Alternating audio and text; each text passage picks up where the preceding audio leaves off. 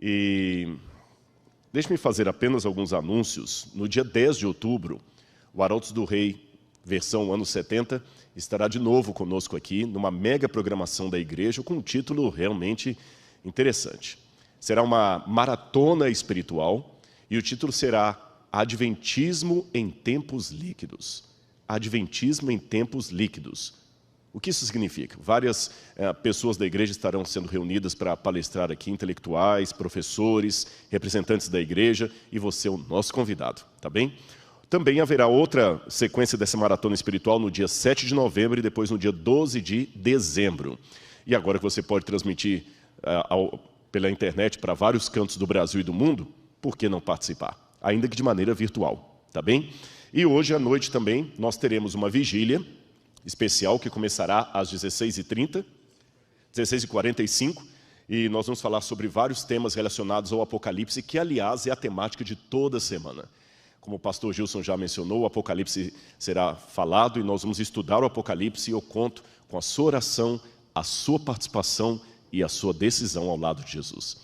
Muito bem, meus irmãos, nós vamos colocar ali no PowerPoint o nosso tema de hoje. Enquanto ele já está sendo projetado, eu gostaria de convidá-los a lerem comigo Apocalipse, capítulo 1, já que vamos estudar o Apocalipse.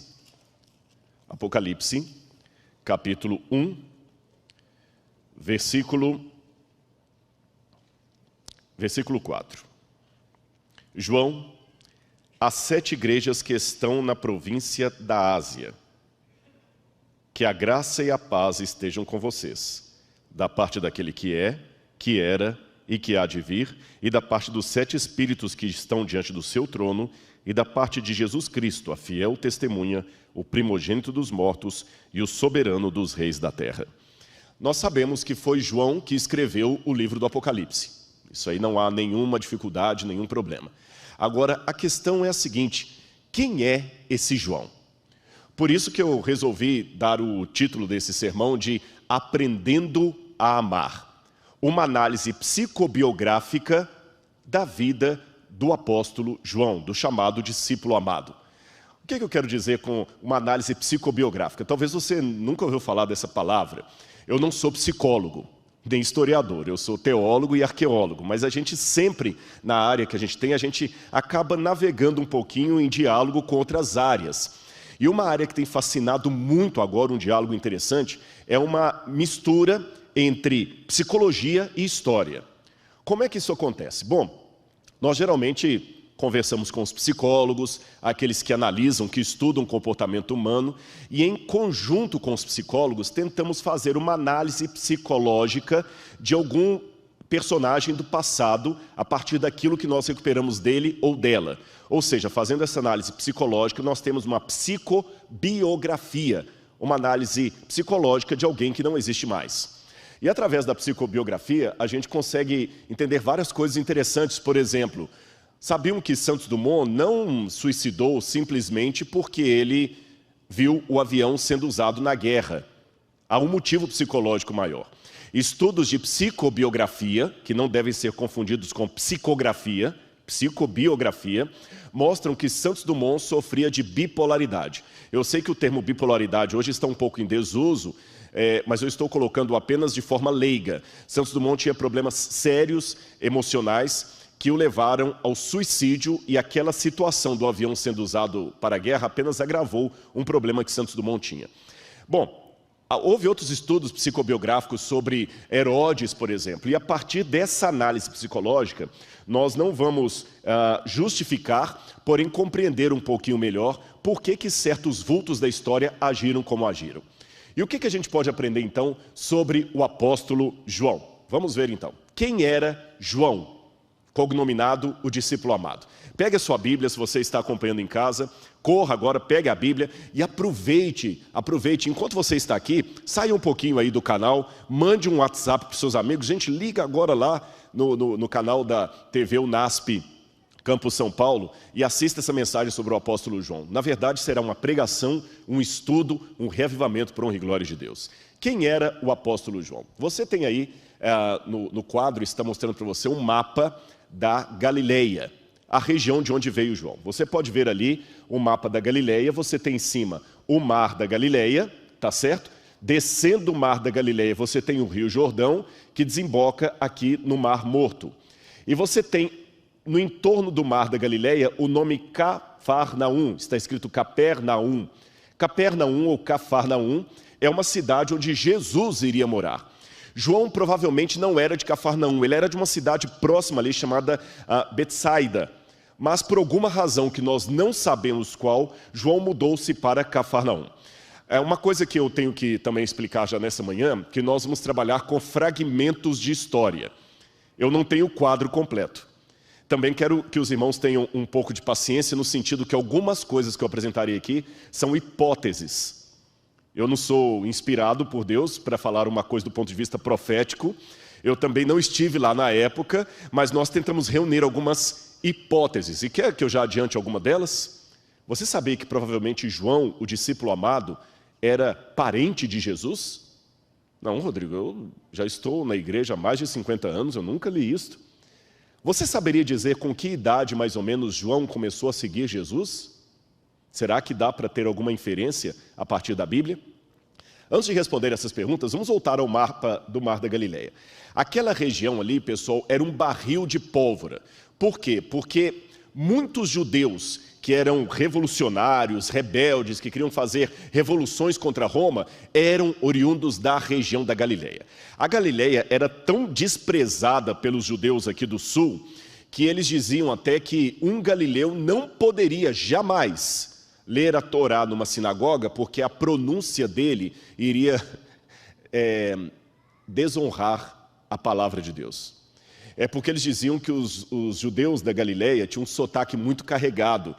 Tanto é que, certa feita, quando Jesus estava sendo julgado, Pedro foi reconhecido por uma das empregadas ali na casa do sumo sacerdote, por causa do jeito de Pedro falar. Ele falava como alguém que era da Galileia. Lembra a pergunta, será que se levanta profeta na Galileia? Até um dos preconceitos contra Jesus era isso. Mas vamos deixar Jesus um pouco, vamos falar de João. João era daquela região. Havia, inclusive, próximo à época que João nasceu, na minha conta, João deve ter nascido por volta do ano 10, 11 da nossa era. Um pouco antes disso, no ano 6, houve uma rebelião ali na Galileia, promovida por um homem chamado Judas o Galileu. Não confunda Judas o Galileu com Judas Iscariote, é outro Judas. Esse Judas fez uma revolução armada e os romanos entraram em peso por causa dessa revolução e destruíram muitas vilas, puseram fogo em muitas casas. Esse quadro que vocês estão vendo aí é um quadro artístico, evidentemente, mas ele dá uma ideia de como seria uma vila da Galileia naquela época. Preste atenção nos detalhes do quadro. Os judeus aqui jogando pedra nos romanos, os romanos entrando como uma tropa de choque. Eles tinham ódio dos romanos. E foi nesse ambiente, num clima de revolução contra Roma, de ódio, que nasce João. João nasce justamente num período assim de nervos à flor da pele, eu podia dizer. João nasce numa época em que eles queriam expulsar os romanos de qualquer maneira. E existe inclusive um livro que eu li, O Mito do Sionismo, e esse livro, O Mito do Sionismo, diz que o efeito daquela ideologia da Galileia foi a anarquia e a revolução. A anarquia e a revolução.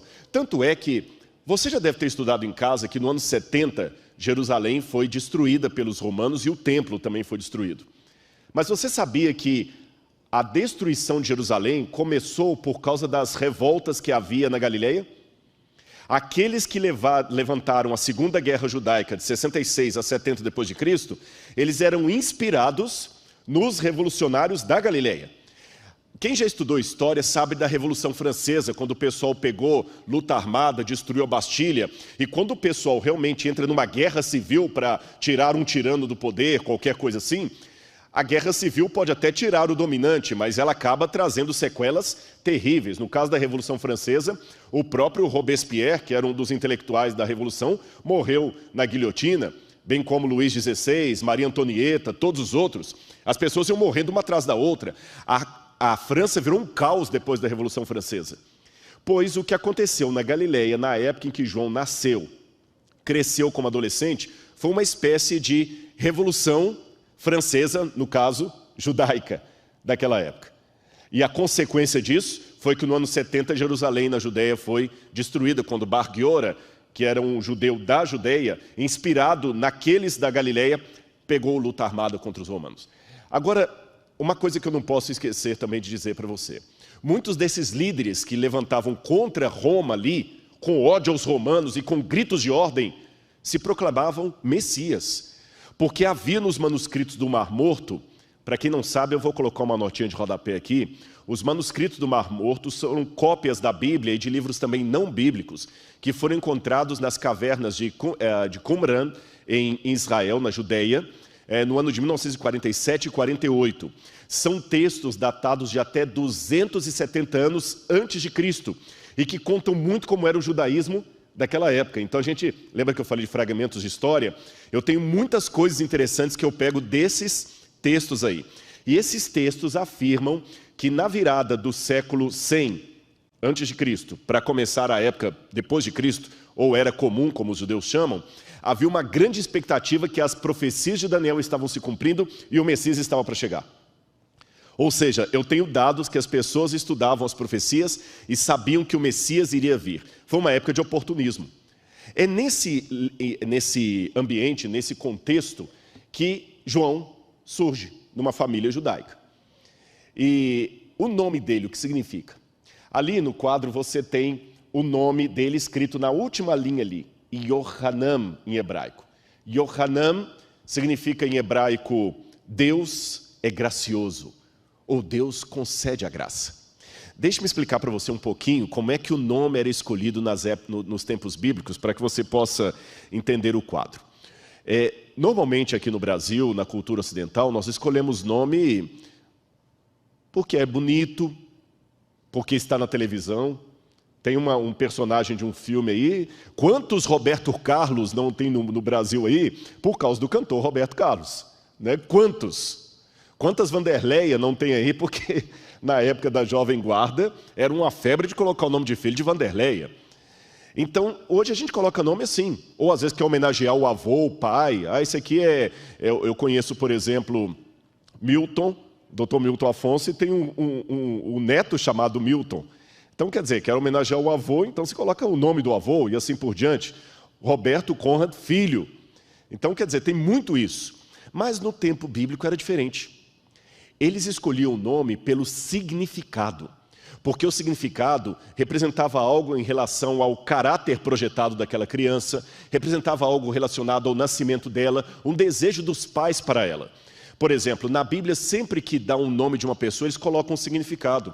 E lhe colocarás o nome de Jesus, porque ele salvará o seu povo dos seus pecados. Jesus, Yehoshua, em aramaico, significa o Senhor salva. Perceberam? Abraão, que muda o nome de Abrão para Abraão, pai de um grande povo. Aliás, até hoje, quando eu estou com beduínos no deserto e que eu falo o meu nome, Rodrigo, que para eles é um nome muito estranho, porque eles falam árabe, eles sempre me perguntam, Rodrigo, o que significa? E não saber o significado do seu nome é tão estranho como não saber o nome do seu pai e de sua mãe. Então aquele bebê recebeu o nome de Yohanan, Deus concede a graça. E que significado profundo para alguém que precisaria mesmo da graça de Cristo. Sabe por quê? Lembra que eu comecei esse sermão propondo um exercício de psicobiografia. Nós vamos fazer uma análise psicológica do apóstolo João. E o que eu descubro? Primeiro que ele era um jovem audacioso.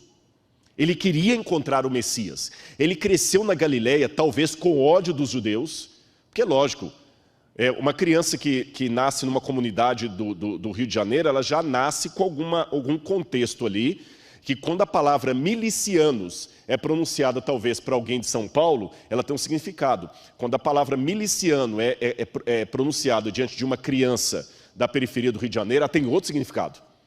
Porque o miliciano, para mim, é um dado do jornal. Para ele, o miliciano é aquele que está lá extorquindo o dinheiro do pai dele, alguma coisa dessa natureza. Vocês compreendem? Então, para um judeu da Galileia, a palavra romano, império, César, era odiada. E a palavra Messias era um sinônimo de esperança. Mas talvez João, desanimado com os messias daquela época, ele queria se aprofundar mais na Torá, ele queria se aprofundar mais no estudo do Messias. E a melhor maneira que ele tinha era entrando para uma escola rabínica. Só que ele tinha que encontrar um rabino que o aceitasse como discípulo. João não era de uma família de elite, ele não tinha dinheiro para pagar grandes cursos, para ir para uma escola em Jerusalém. Então o que ele fez? Ele vem juntamente com André, um amigo que ele fez ali. Os dois saem da Galileia, vocês estão vendo o mapa, e vêm até aqui perto de Jericó. Estão vendo no mapa aí os 2 pontos?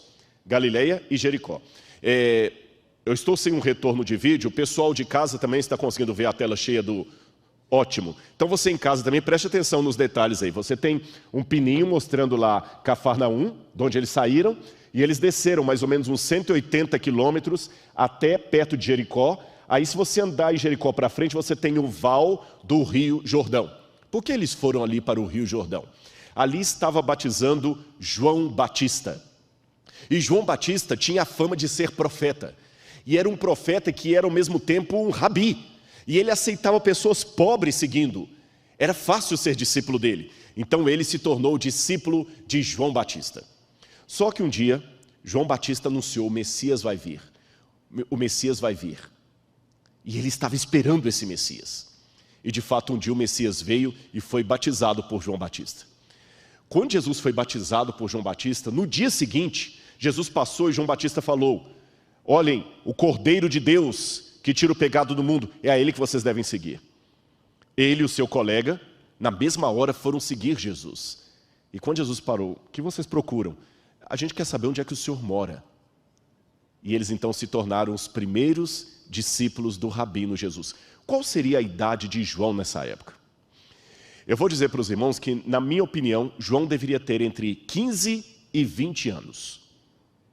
Rodrigo, de onde você tirou isso? Eu nunca li isso no Desejado de Todas as Nações, nem...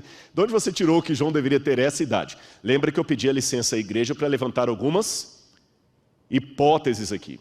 Simples. João não poderia, na minha opinião, ter mais de 20 anos por um episódio muito curioso. Se você ler no Evangelho, você vai ver em Mateus capítulo 17, que certa vez Jesus teve que pagar o imposto do templo. Ele estava com os 12. Mas dos 12, quem pagou o imposto do templo? Jesus e Pedro. E você que está em casa, raciocine, por que pagou só por Jesus e Pedro? Lembre que eles perguntaram: escuta, o Senhor e seus discípulos não pagarão o imposto do templo? Jesus falou: Pedro, vai lá, pesque um peixe. Ele tirou as 2 moedinhas. Jesus falou: Pedro, pague por mim e por você. Por que será que Jesus não mandou pagar por todos os discípulos? Vamos abrir a Bíblia em Êxodo capítulo 30, versos 11 a 16. Êxodo capítulo 30, versos 11 a 16. E você que está em casa, acompanhe na sua Bíblia comigo aí. Êxodo 30, 11 a 16. Quando o imposto do templo foi estipulado por Moisés, aqui na minha Bíblia diz assim: o Senhor disse mais a Moisés: quando você fizer recenseamento dos filhos de Israel, cada um deles dará ao Senhor o resgate de si próprio quando você fizer a contagem, para que não haja entre eles praga nenhuma quando você fizer a contagem.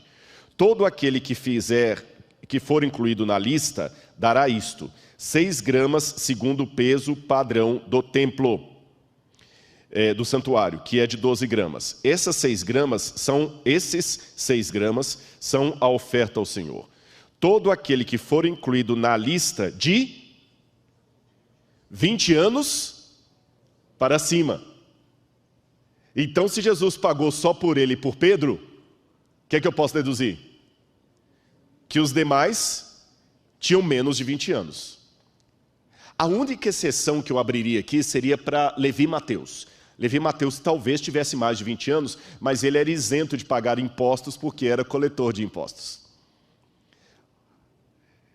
Então, João não tinha mais do que 20 anos quando ele seguiu Jesus. E por que eu coloco não menos de 15?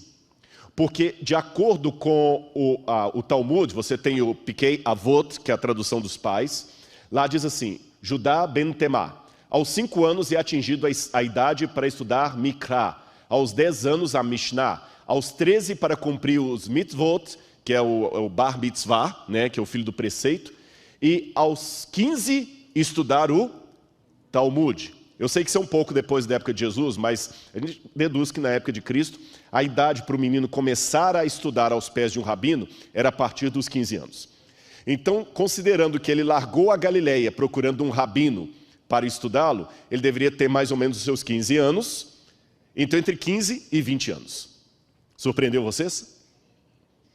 Porque em muitos filmes, a gente imagina o apóstolo João, todos os discípulos de Jesus com uma barba já assim, idosos, eram adolescentes que Jesus pegou. Olha quanta coisa pode ser feita pelos jovens. Olhem quantas coisas podem ser feitas pelos jovens. Percebeu? Agora, a juventude tem vantagens e desvantagens. Você sabe que um amigo meu dizia que o problema está nas pontas, né? Porque quando você começa, você às vezes está com muita empolgação, mas não tem experiência de vida. Às vezes lá na frente você tem experiência de vida, mas não tem aquela energia toda mais. E faltando a experiência de vida, o que acontece? O grande problema é que você às vezes vai ter o entusiasmo, mas por não ter a maturidade, vai acabar dando as mãos pelos pés. Querer resolver tudo na base da foice, e não é assim que a coisa funciona. E João, jovem, mas ele era muito afoito também. Se eu ler o que diz a Bíblia em Mateus capítulo 10, verso 2, lá fala o nome dos discípulos e diz assim: ora, o nome dos 12 apóstolos são estes: primeiro Simão, por sobrenome Pedro, e André, seu irmão. Tiago, filho de Zebedeu, e João, seu irmão. Se coloca desse jeito Tiago, filho de Zebedeu, e João, seu irmão, é que Tiago era mais velho. Porque na cultura da época, o nome do mais velho sempre vinha na dianteira. Então João era mais novo que Tiago. E a gente aprendeu alguma coisa. João tinha entre 15 e 20 anos quando seguiu Jesus. João tinha um irmão chamado Tiago. E como é que era o nome do pai dele? Zebedeu. Agora João tinha um caráter tão grande. Lembra que eu falei dessa questão do nome ter algo a ver com a pessoa? O nome da criança é Jacó, porque ele segurou o calcanhar do outro ali. Jacob, em hebraico, significa aquele que segura o calcanhar do outro, que engana. Por isso que Jacó tinha esse nome. Quando ele mudou de vida, não podia mais chamar Jacó, teve que chamar Israel, e assim por diante. Jesus apelidou os dois irmãos, Boanerges, filhos do trovão. Ambiciosos desde o início, eles eram ambiciosos e explosivos. Teve uma certa situação em que uma vila samaritana não acolheu os discípulos. Eles disseram: Senhor, quer que a gente manda um raio descer para destruir? A gente pensa sempre em Pedro como sendo aquele irado, mas João não ficava atrás, irmãos. É porque a gente é muito pegado por esse discípulo amado. Ele falou tanto sobre o amor, a gente imagina um João muito doce, mas João era irado. João teve que domar a personalidade dele, o caráter dele na marra. Houve um episódio que a mãe de Tiago e João chegou a pedir a Jesus: Senhor, quando o Senhor estiver no seu reino, manda um filho meu ficar à tua esquerda e outro à tua direita. Eram ambiciosos. Sempre que havia briga sobre quem era o maior do grupo, com certeza João estava entre eles. E será que João seria parente de Jesus? O que você acha? Geralmente, quando fala de João como parente de Jesus, a gente pensa em João Batista, que coloca como primo. Mas eu não estou falando de João Batista, eu estou falando do João que escreveu o Apocalipse. Então eu gostaria de convidar você que está em casa a acompanhar estas passagens da Bíblia aqui, onde eu de propósito deixei marcado algumas passagens, tá bem? Acompanhe com a gente aí, e quem está aqui na igreja vai acompanhando também. Se eu comparar o Evangelho de Mateus, Marcos e João, o relato da crucifixão, olha o que eu encontro. Entre elas, as mulheres que estavam ao pé da cruz estavam Maria Madalena, Maria, mãe de Tiago e de José, e a mulher de Zebedeu. Vamos ficar apenas com o relato de Mateus 27, 56. A mulher de Zebedeu era mãe de quem? Tiago e João. Então a mãe de Tiago e João estava ao pé da cruz, junto com a mãe de Jesus, junto com Maria Madalena e junto com uma outra Maria, a mãe de Tiago e de José. Por que eu sei que a mãe de Jesus estava ali? Porque o Evangelho de João vai falar que ela também estava ali. Por isso que nós chamamos o cinturão de Órion de as três Marias, que é a Maria, mãe de Jesus, a Maria Madalena e a Maria, mãe de Tiago e José. Agora vamos para Marcos capítulo 15, verso 40. O mesmo texto diz assim: estavam também ali algumas mulheres observando de longe, e entre elas Maria Madalena, coloquei de vermelho, tá vendo? Porque é a mesma que aparece em cima. Maria Madalena, Maria, mãe de Tiago, o menor, e de José. Raciocine comigo, por que Tiago, o menor? O que você deduz? Aqui tem o pastor Gilson. Se eu dissesse assim, olha, pastor Gilson do NASP. Se eu tenho que colocar o pastor Gilson do NASP, é porque eu entendo que tem um outro pastor Gilson. Então, se eu coloco Tiago menor, é porque tinha outro, e tinha outro mesmo, que é o Tiago, irmão de João. Vamos continuar lendo. Estavam a mãe de Tiago, o menor, e de José, e Salomé. Opa, então eu já deduzo que a mulher que Mateus falou, mulher de Zebedeu, Marcos deu o nome dela, Salomé. Então já aprendi algo a mais a respeito de João.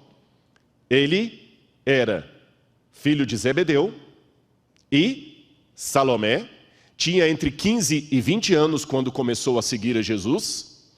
Ele também tinha um temperamento explosivo e a mãe dele estava ao pé da cruz. Agora, volte o seu olhar para a Bíblia e vamos ler o relato de João, o próprio João. Ele diz assim, João 19, 25.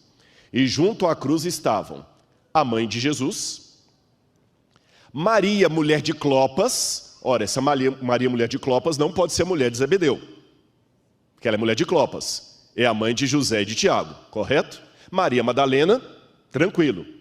E a irmã da mãe de Jesus, Salomé. Então, na minha humilde opinião, eu trabalho com a hipótese que Salomé era a mulher de Zebedeu, mãe de Tiago e João, irmã de Maria, mãe de Jesus. Isto faz de João primo, de primeiro grau. É por isso, na minha opinião, que várias situações, João está perto de Jesus ali, João com Tiago, Pedro, Tiago e João. Pedro, Tiago e João. Quando Jesus chamava três em particular, era Pedro, Tiago e João. João ainda reclinava o seio, a cabeça no seio de Jesus. E aí eu entendo por que a mãe de João chegou com tanta petulância sobre o Messias. Pela cultura do Antigo Oriente Médio, uma mulher não chegaria a um rabino assim, com essa intimidade, a não ser que ela tivesse uma ascendência de família sobre ele. E pediu, olha, Senhor, no teu reino, manda um filho meu ficar à tua direita ou à tua esquerda, são teus primos. Nepotismo. E aí você entende mais uma coisa em casa. Por que ao pé da cruz, Jesus pede a João para cuidar de Maria, da mãe de Jesus? E de acordo realmente com a tradição, João foi o que tomou conta de Maria e ele a levou para a cidade de Éfeso, que você está vendo ali no mapa. E nessa cidade de Éfeso, João morou por muito tempo e depois ele morreu e foi sepultado em Éfeso. E perto de Éfeso havia as igrejas que ele pastoreava, Pérgamo, Tiatira, Sardes, Filadélfia, Esmirna, Laodiceia, falei todas, e Laodiceia, que são as 7 igrejas para as quais ele vai mandar as suas cartas que vamos estudar essa semana. Minim, a Birkat Minim, em hebraico, significa a maldição dos hereges. Agora imagina, na sinagoga, incluíram no espaço da liturgia um momento para você amaldiçoar os hereges. Imagine só, a ruptura com a sinagoga ficou muito grande. Aí eu entendo por que João escreve no Apocalipse a sinagoga de Satanás, aqueles que a si mesmos se declaram judeus e não o são. Outro problema, filosofia grega e helenismo. Você tinha ali em Éfeso muito a filosofia, 500 anos antes de João, de um sujeito chamado Heráclito. Heráclito falava muito do logos. Heráclito que dizia, não se pode cruzar 2 vezes o mesmo rio, tudo está em fluidez.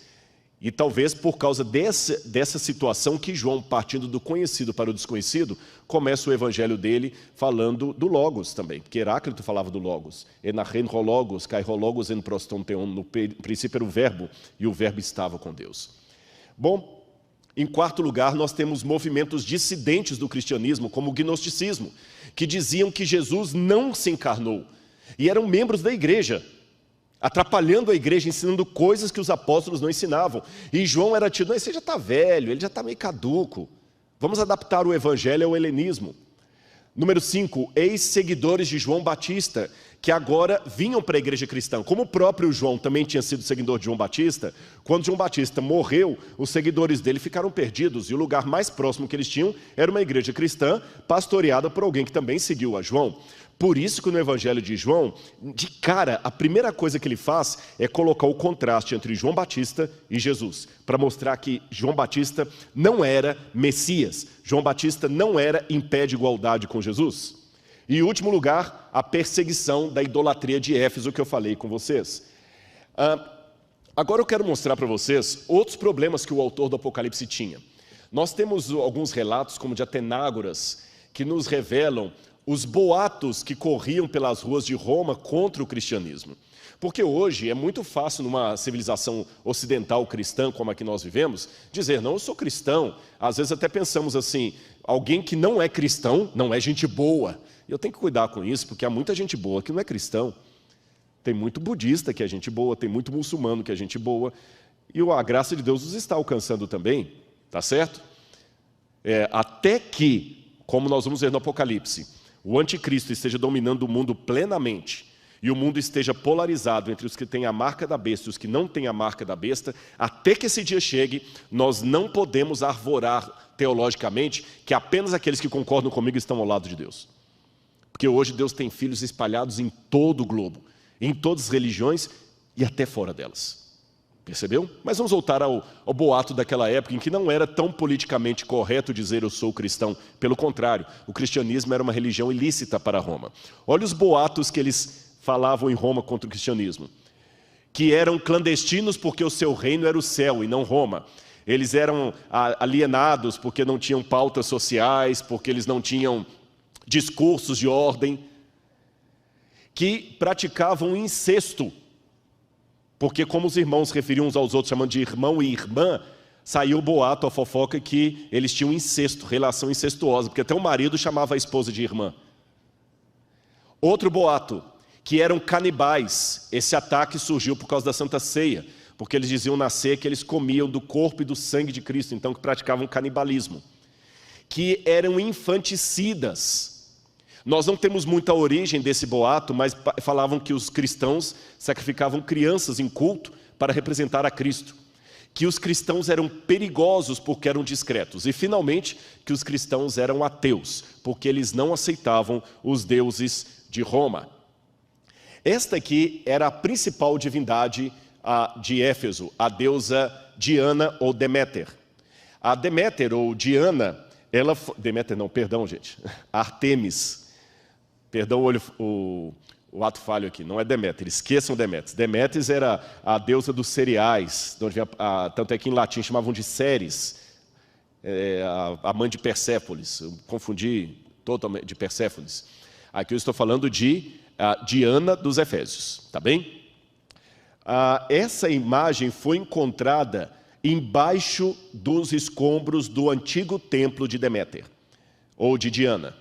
Essa era a imagem original que os adoradores de Diana ficavam gritando ali naquele teatro que eu mostrei para você, grande a Diana dos Efésios, porque a sua estátua caiu pronta do céu como um raio.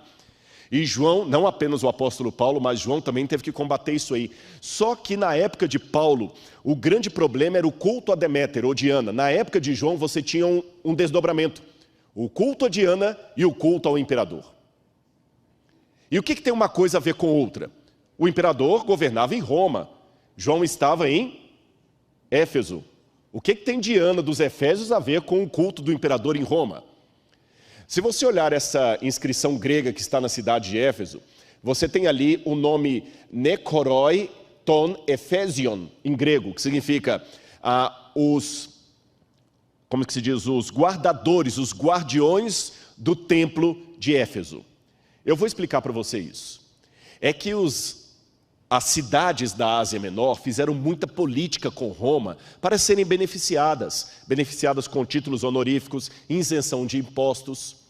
E quando o culto ao imperador começou no ano 29 a.C., quem sediou o culto ao imperador foram as cidades da Ásia Menor. Só que havia uma diferença que eu vou explicar para você. É que na época de Augusto, Júlio César foi deificado. O que significa isso? Júlio César foi considerado um deus.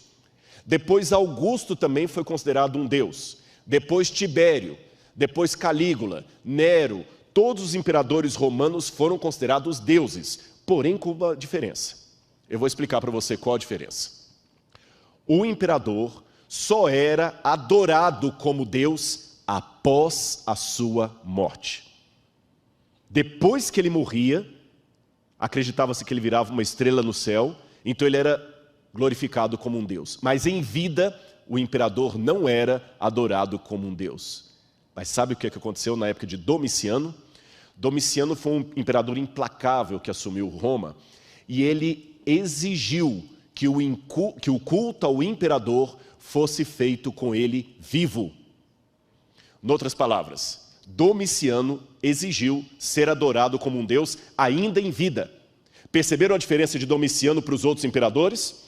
Os outros só eram divinizados após a sua morte. Domiciano quis ser divinizado em vida. Olhem nessa foto aí, a imagem de uma criancinha perto do resto de uma estátua de Domiciano que foi encontrado na cidade de Éfeso.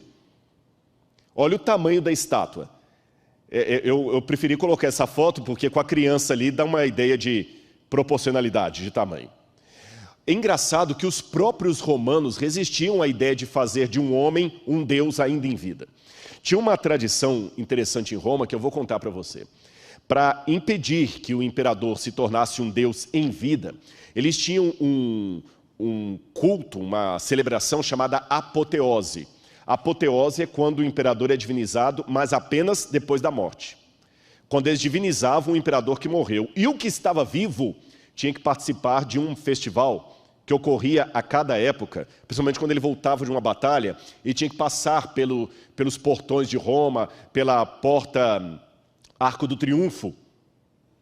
Aí eles colocavam assim, a cada tantas jardas que o imperador andava, ficava atrás dele um escravo, repetindo em latim assim, respite poste omnem te memento.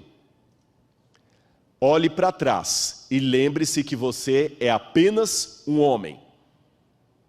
Outra versão diz que o escravo falava assim a cada tanto, memento mori. Lembre-te que você é mortal, que tu és mortal. Você é mortal, você é homem. E quando ele era aclamado como imperador, eles tinham até um costume interessante. Eles traziam para ele uma bandeja.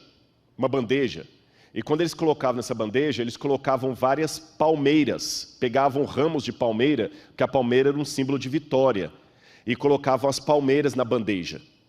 Agora, para quem é mais antigo que está me assistindo aí, eu quero que você talvez lembre de casa. Como é que antigamente eles chamavam as bandejas? Agora todo mundo está com medo de falar aqui na igreja, parece que é velho, né? Eu vou dar uma ajuda. Quando passavam geralmente as bandejas para recolher a oferta, o pessoal chamava como? As salvas. Bandeja antigamente era salva, em latim bandeja é salva.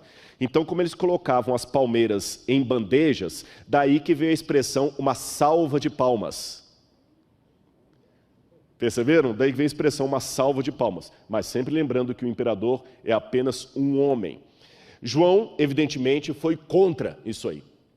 E embora Jesus trabalhou muito com o caráter dele, Jesus usou João apesar das suas debilidades, eu acho que ainda tinha um pouco daquele filho do trovão, falando assim, não vamos aceitar o imperador. Ele bateu o pé, e até, segundo a tradição, isso não está na Bíblia, mas nós temos uma tradição disso do IV século, no Atos de João, é dito que Domiciano o jogou dentro de um tacho de azeite fervendo.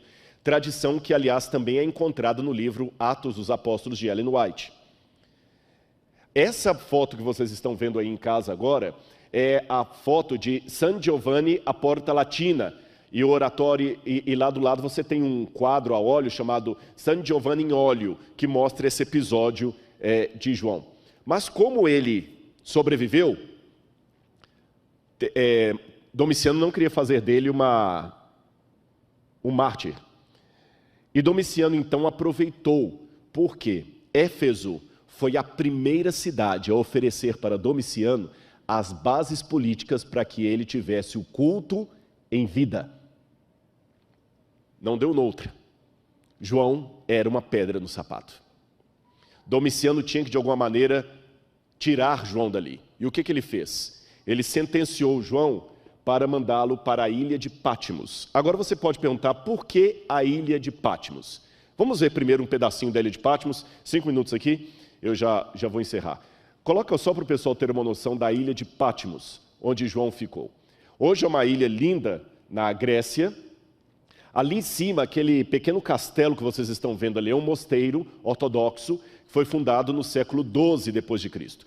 Na época de João, ali em cima tinha um templo de Diana dos Efésios, da Diana, da Artemísia. É uma ilha, como vocês veem, pequena, tem muitas casas hoje.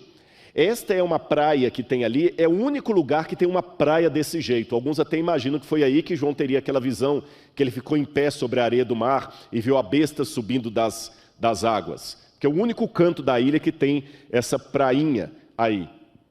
Mas na época de João era um lugar desolado. Havia uma comunidade, que morava ali. Não era uma ilha presídio, não era como Alcatraz. Muitas pessoas pensam Alcatraz, João trabalhando em trabalhos forçados nas minas, não. Era um lugar que tinha um templo de Diana, havia uma comunidade que morava aí, havia inclusive hipódromo na cidade, mas em que sentido que eu falei que ela era desolada? É porque a cidade praticamente não tem muita fonte d'água, é pouca, até hoje é pouquíssima fonte d'água na ilha, a água tem que vir do continente.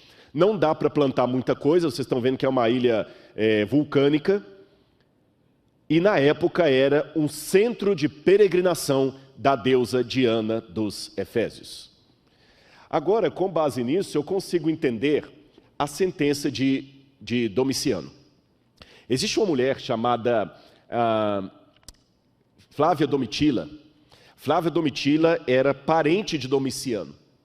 E quando ela se converteu ao cristianismo, eu vou falar mais de Flávia Domitila durante a semana, o próprio Domiciano mandou que a prima dele fosse para o desterro.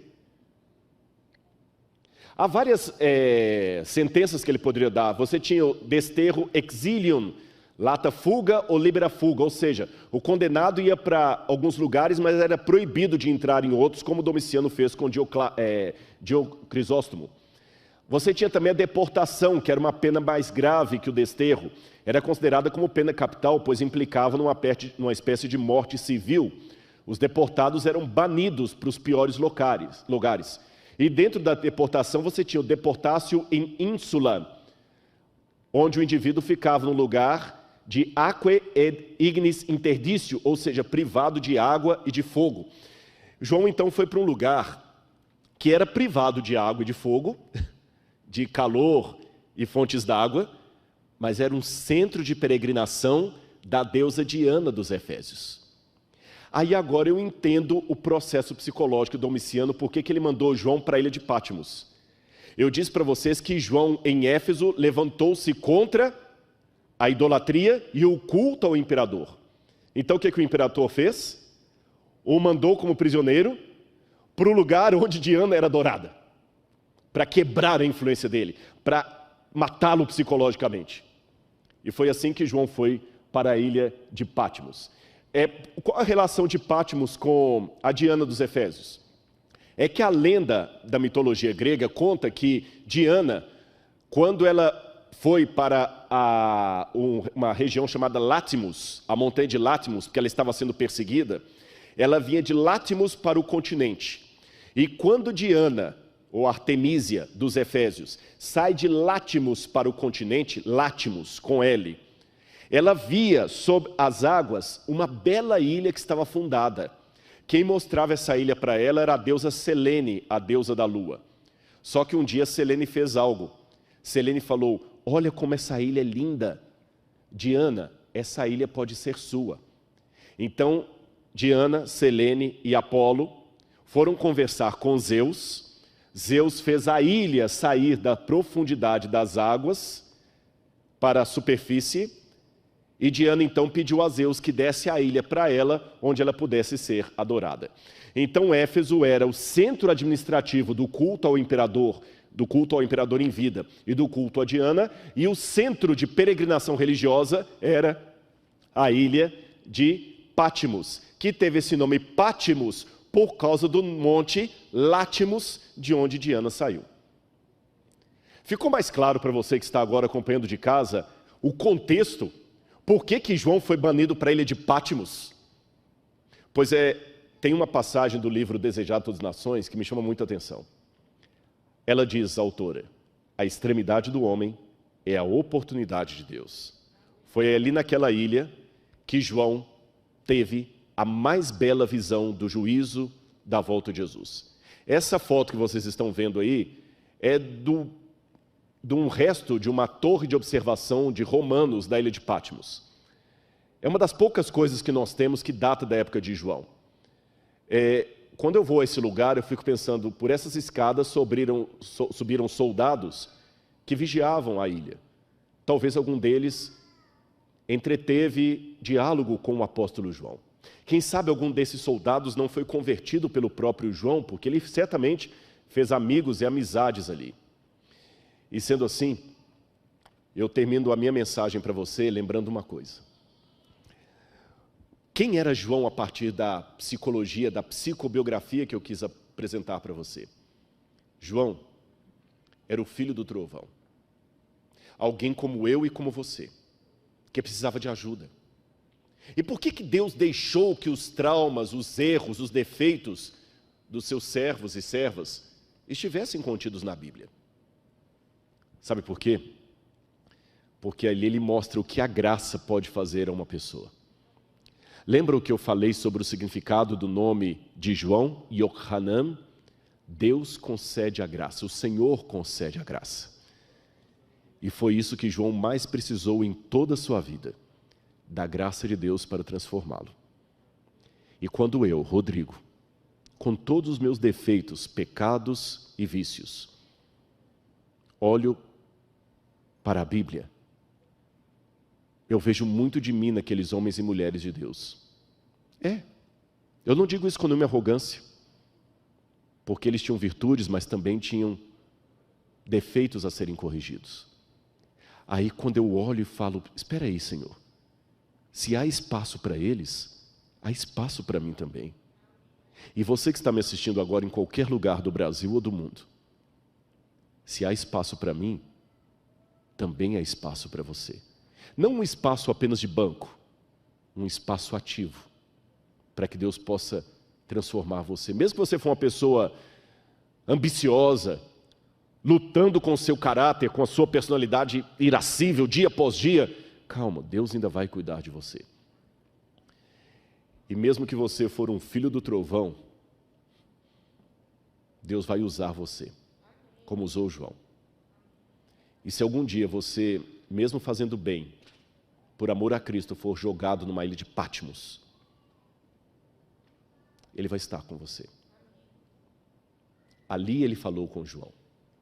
Porque hoje eu estou pregando numa igreja confortável, tendo o prazer de ser apresentado como um pregador da igreja adventista, cantando com o quarteto Arautos do Rei, mas podem ter certeza, esse sermão foi preparado pouco tempo antes de eu subir a esse púlpito.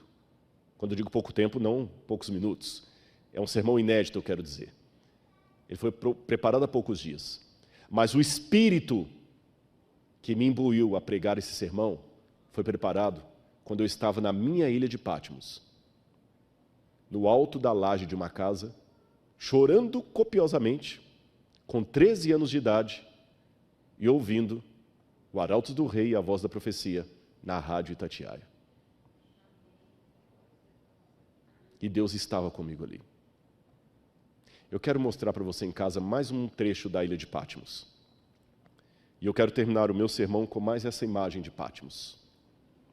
Patmos hoje é um lugar muito gostoso de se visitar. Pode colocar o play. Patmos tem um mar lindo. E eu confesso para vocês que quando eu vou a Patmos é difícil, por um lado, imaginar a angústia de João ali. Que é um mar tão bonito. Mas olha como o símbolo pode variar de pessoa para pessoa. Aquele mar, que hoje para mim é tão bonito e que eu vejo tanta gente tirando foto ali, turistas do mundo inteiro, naquela época era o que separava João dos seus queridos. Aquele mar era sua prisão, era aquele mar que lembrava o que ele era, um prisioneiro de Jesus Cristo. Aquelas rochas cercadas de água por todo lado, eram que constantemente, manhã após manhã, o lembravam como ele estava longe daqueles que ele amava. E ele estava preocupado com a igreja. Será que os gnósticos vão tomar conta da igreja na minha ausência? Será que a igreja vai se perder? Será que Jesus não vai voltar? Será que nós nos equivocamos? E ele olhava para aquele alto onde hoje está o monastério e viu o templo de Diana, tão imponente, tão poderoso. E eu fico imaginando esse sentimento de João e traduzindo para hoje, que a gente vê a igreja parece tão pequena. O evangelho parece tão pequeno. Quem sou eu para competir com youtubers que ensinam coisas antibíblicas? E eu também olho para o mar que me aprisiona nesse mundo. Pode ser alegria para os turistas, mas para João, aquele mar, símbolo de povos, nações e línguas, era o que afastava dos seus entes queridos. É por isso que, de maneira triunfal, ao final do livro, ele diz: vi um novo céu e nova terra, porque o primeiro céu e a primeira terra passaram, e o mar já não existe. Não haverá mais distância, não haverá mais pranto, nem morte. E é com essa primeira promessa de João que eu inicio essa semana de oração sobre o Apocalipse. Você conheceu aqui João, o discípulo do amor, que teve que aprender na marra o que é amar e se sentir amado por Deus. E nesse momento eu quero que o Arautos cante novamente uma música que fala do amor de Deus. E onde quer que você esteja nesse momento, que o Espírito Santo possa chegar onde a voz do pregador não chega. E possa, talvez, convencer você da primeira verdade bíblica que você tem que aprender. Sabe qual é? Eu vou até querer que essa câmera aproxime mais aqui, que eu quero falar bem pertinho para você. Você pode esquecer tudo que eu falei nesta manhã. Os títulos, as datas. Mas lembre-se de uma coisa. Deus ama você. Essa foi a verdade teológica que eu tive mais dificuldade de aprender. Por problemas emocionais. Eu não entendia que Deus podia me amar. Quando eu descobri que Deus me amava, o meu primeiro desejo era falar isso para todos. E repito, Deus ama você. Jesus tinha 12 discípulos, mas João era aquele que reclinava a cabeça no seio de Jesus. E hoje, o céu dá esse direito a você, de se sentir um discípulo, uma discípula amada de Jesus. Fique tranquilo, o seio dele é grande o bastante para caber todos, mas não se preocupe agora com todos. Você tem o direito espiritual de se sentir o Filho único de Deus no universo. Não o Filho Jesus, porque esse cargo só ele tem, mas de todos aqueles que foram criados, você não pode se sentir menos do que o Filho amado de Deus. Mesmo em Patmos, ele voltará. E o mar não existirá mais, no sentido da divisão entre você e aqueles que você ama. Que Deus use a vocês mais uma vez.